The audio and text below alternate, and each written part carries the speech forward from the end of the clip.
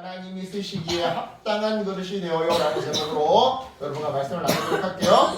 자, 오늘 설교는요, 역사를 바꾼 한 사람을 소개하면서 시작하려고 하는데요. 여기 이 윌리엄 윌버포스라고 하는 실존 인물은요, 18세기 영국에서 노예제 폐지 운동에 선봉했었던 정치가 있었어요. 그러니까 우리는 흔히 흑인 노예 해방 운동하면 누구를 기억해요? 링컨을 기억하죠? 링컨보다 훨씬 더 앞서서 최초로 흑인 노예 해방 운동을 했던 사람이 영국의 정치가 윌리엄 윌버포스였어요.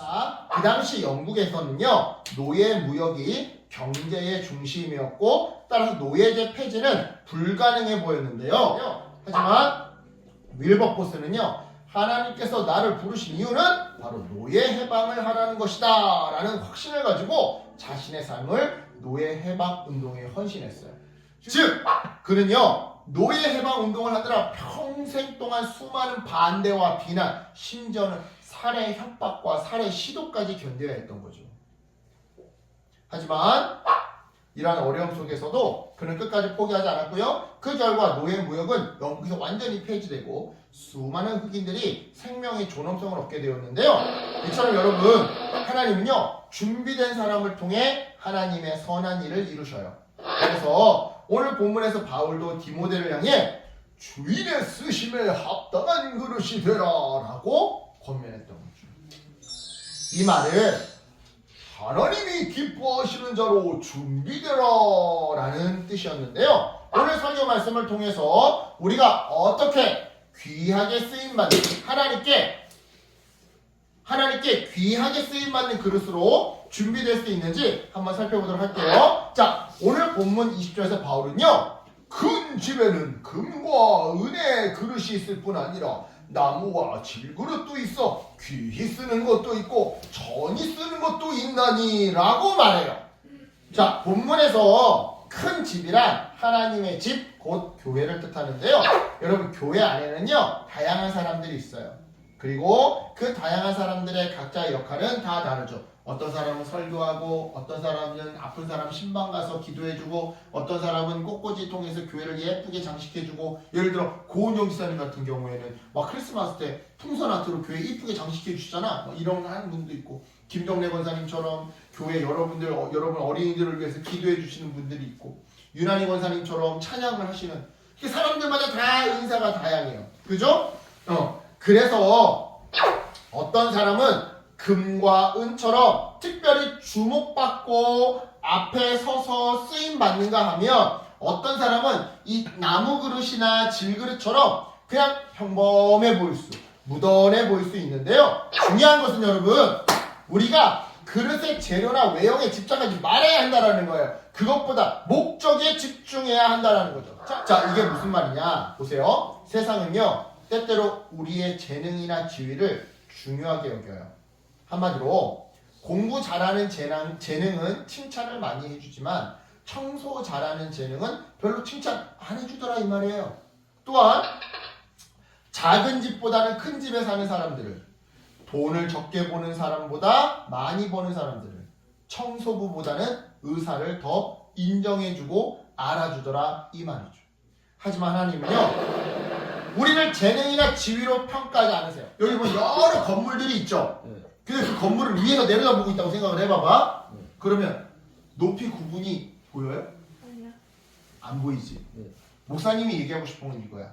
하나님은 엄청 크신 분이야. 그 하나님은 저 하늘에서 여러분을 내려다봐.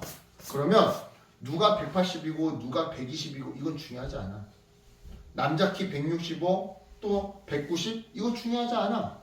하나님 보실 때는 다 저렇게 보이는 거야. 누구는 금 쓰죠? 누구는 흙 쓰죠? 똑같이 보이는 거야. 별반 다를 거 없어, 하나님 눈에는. 누구는 20 몇 층 초고층 아파트의 꼭대기층 펜트하우스에 산다고 해보자. 근데 누구는 저 반지하에 살아. 위에서 내려다보면 똑같아. 하나님은 엄청 크시기 때문에 하나님은요, 우리를 흙 쓰죠, 금 쓰죠냐, 누가 더 공부 잘하냐, 누가 더 큰 집에 사냐, 누가 더 돈 많이 버냐, 이거로 평가하지 않으시더라 이 말이에요. 대신에 뭐로? 얼마나 깨끗한 마음으로 주님을 섬기고자 하는지를 보시죠. 이게 똑같은 지역인데 1984년 위성사진이고 2020년 항공사진이에요. 어떤 차이가 있는 것 같아요? 저는 논 같은 거 없죠. 논 같은 게 많은 것 같죠? 논이 아니라 정확히는 나무를 무작위로 벌목해서 땜빵이 생긴 거예요. 마치 머리에 땜빵 생기듯이. 그러니까 이게 다 지금 황폐해진 거야. 그러니까 무슨 말이야? 하나님은 위에서 우리를 내려다보셔. 그렇기 때문에 누가 더 공부 잘하고 공부 못하고 누가 더 큰 집에 살고 작은 집에 이거 별로 중요하지 않아. 내려다보요. 중요하지 않아. 다 납작하게 보여. 근데 뭐는 보여? 깨끗한지 안 깨끗한지, 풀이 많이 자랐는지 풀이 죽었는지 이건 알아보신다 이 말이야. 생각해보세요. 아무리 그릇이 금이나 은으로 만들어졌다 하더라도, 그래서 값비싼 고급 그릇이라 할지라도 설거지가 되어 있지 않으면요 사용할 수가 없어요. 즉 쓸모가 없다 이 말이죠. 마찬가지로 아무리 세상에서 알아주는 재능과 지위를 가지고 있다 하더라도, 아무리 알아주는 여자 아이돌이라 할지라도, 아무리 권력의 정적 과거 대통령이라 했을지라도, 아무리 잘 나가는 남자 배우였다 하더라도 정직하지 않고 성실하지 않다면 하나님은 그 사람이 준비되어 있지 않다고 판단하세요. 그래서 사용하지 않으시더라는 거죠. 바로 이러한 이유 때문에 우리는요, 우리가 가진 재능이나 재물이나 지위를 뛰어넘어 마음과 삶을 늘 깨끗하게 유지해야 하는 건데요. 아니나 다를까 21절에서 바울도요 디모데에게 똑같은 말을 해줘요. 누구든지 이런 것에서 자기를 깨끗하게 하면 귀히 쓰는 그릇이 돼요. 자 여러분, 여기서 이런 것이란 바로 앞구절에서 언급된 불순한 말, 신앙을 해치는 거짓 교훈, 불경건한 논쟁을 의미해요. 즉 이러한 것들을 피하고 자신을 깨끗하게 할 때 우리는 비로소 준비되어지고 따라서 하나님께 귀히 쓰임받는 그릇이 될 수 있다는 거죠. 그래서 22절에서 바울은요, 청년의 정욕을 피하고 주를 깨끗한 마음으로 부르는 자들과 함께 의와 믿음과 사랑과 화평을 따르라 라고 권면했던 건데요. 이때 집중. 이때 이 청년의 정욕이란 순간적으로 우리의 삶을 혼란스럽게 만드는 욕망이나 유혹을 의미해요. 지금 이 청년의 정욕을, 여러분 이 청년의 정욕을 여러분 나이대에 적용해보자면 사춘기 때의 충동이라고 생각해도 좋을 것 같은데요. 한마디로 사춘기 때 청소년 도박, 게임하다가. 요즘에 이거 되게 심각하죠? 그죠? 게임 중독 또는 뭐예요? 그냥 가출하고 이런 거. 막 갑자기 충동적으로, 사춘기 때는 원래 그럴 수 있어. 사춘기 때 충동, 에이 짜증나, 나 다 때려치고 집 나갈 거야. 에이 몰라, 공부는 무슨 공부야, 게임. 현질, 아이고 엄마한테 혼나? 에이 몰라, 일단 긁어, 아이템 사. 현질인데요. 바울은 디모데에게 이와 같은 유혹에서 벗어나 대신에 하나님을 기쁘시게 하는 의와 믿음과 사랑과 화평을 쫓으라고 말했던 거죠. 그래요 여러분, 우리가 하나님께 귀하게 쓰임받기 위해서는요, 단순히 나쁜 것을 피하는 것만으로는 부족해요. 나만 아니면 돼. 나만 깨끗하면 돼.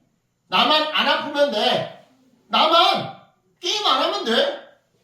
이렇게 소극적인 선을 행하면서 단순히 나쁜 것을 피하는 것만으로는 부족해요.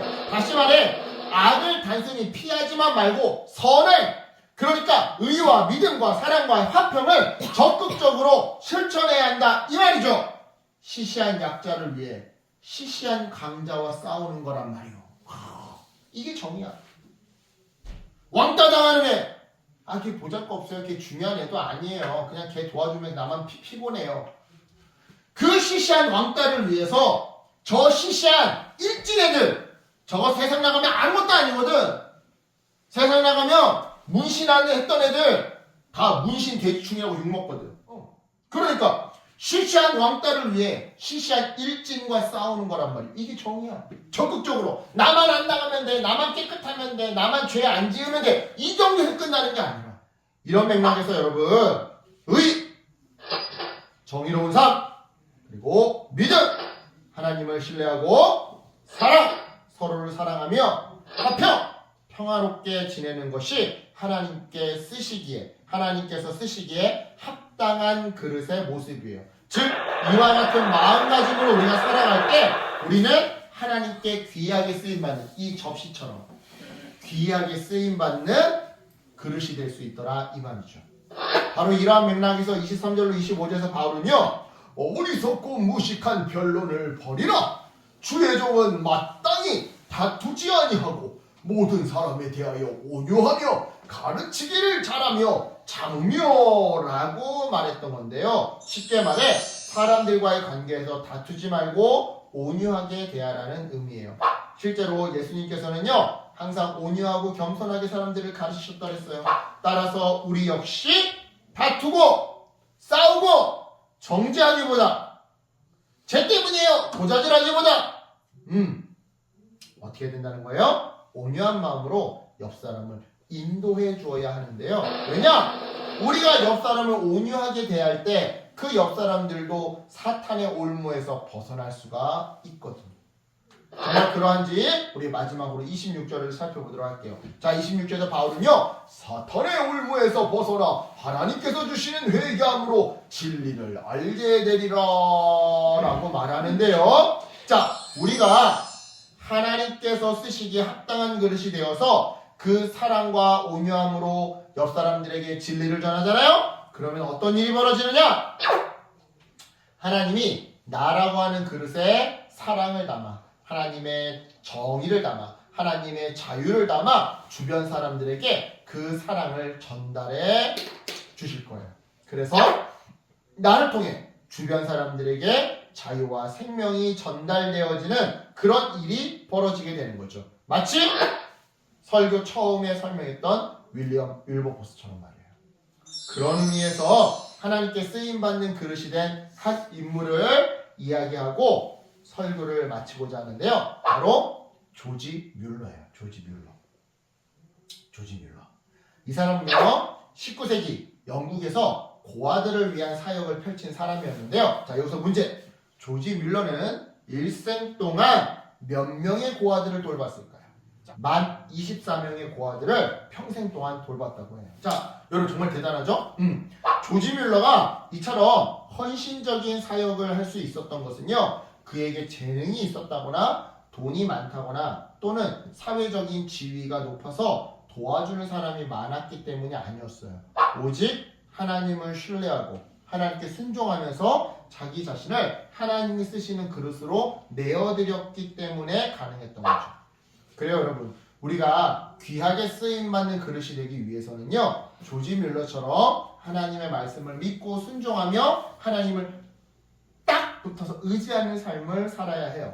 세상은요 돈과 능력과 지위를 중요시 여기지만 이렇게 막 진짜 막 금으로 막 이렇게 막 예쁘게 화려하게 포장된 그릇을 좋아하지만 세상은 하나님은 어떤 그릇을 더 좋아한다? 준비된 자, 이렇게 깨끗한 자를 귀하게 사용하셔요.